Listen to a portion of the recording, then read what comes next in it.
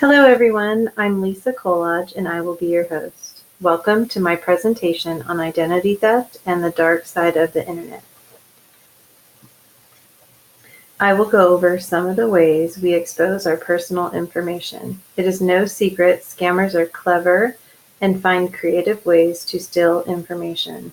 Various types of online activity where you share or use personal information is vulnerable, such as online shopping, banking, social media apps, credit card skimmers, mail theft, social engineering, spoofing, and Trojan horses. Online activity is something we all do. We all jump online and surf the web.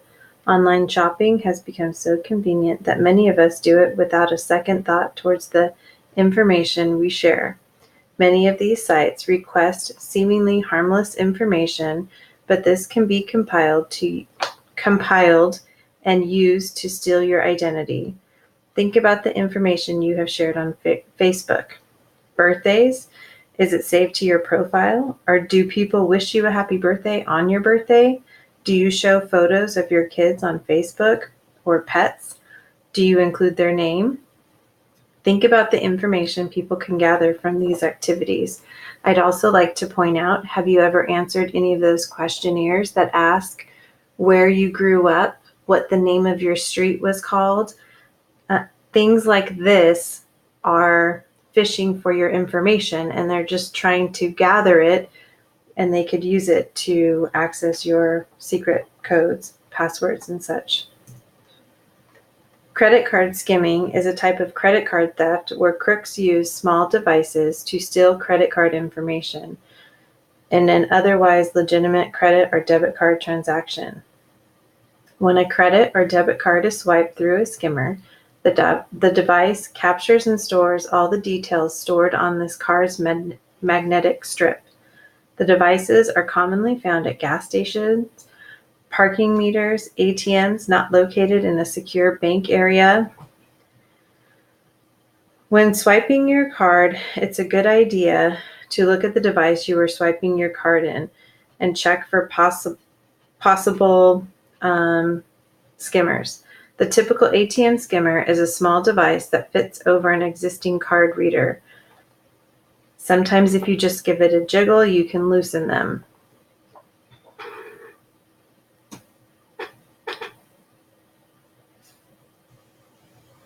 Social engineering, phishing scams. Seek to obtain personal information such as names, addresses, and social security numbers. They use link shorteners or embed links that redirect users to suspicious websites and URLs that appear legitimate. They incorporate threats, fear, and a sense of urgency in an attempt to manipulate the user into acting promptly.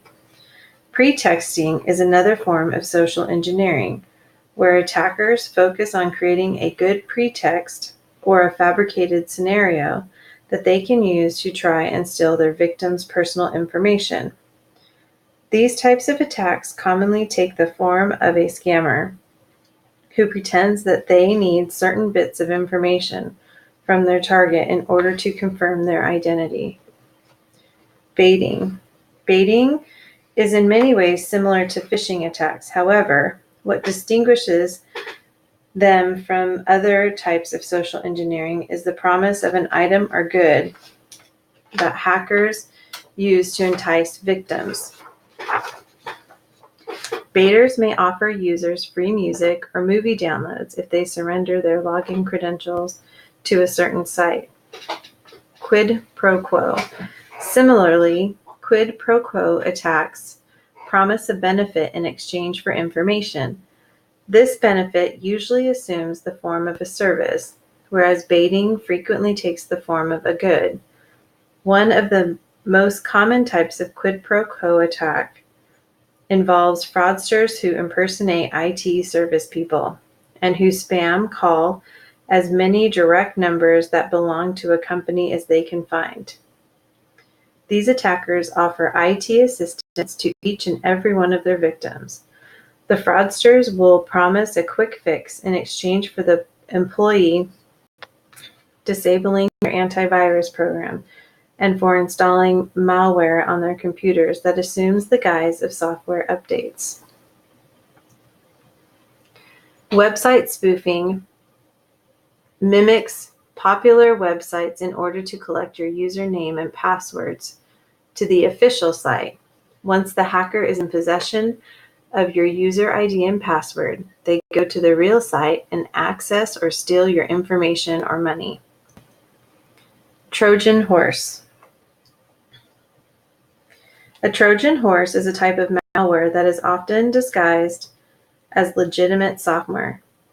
Trojans can be employed by cyber thieves and hackers trying to gain access to users' systems. Users are typically tricked by some form of social engineering into loading and executing Trojans on their systems. Once the Trojan is installed on your computer, it can track websites and keystrokes to gain your personal information.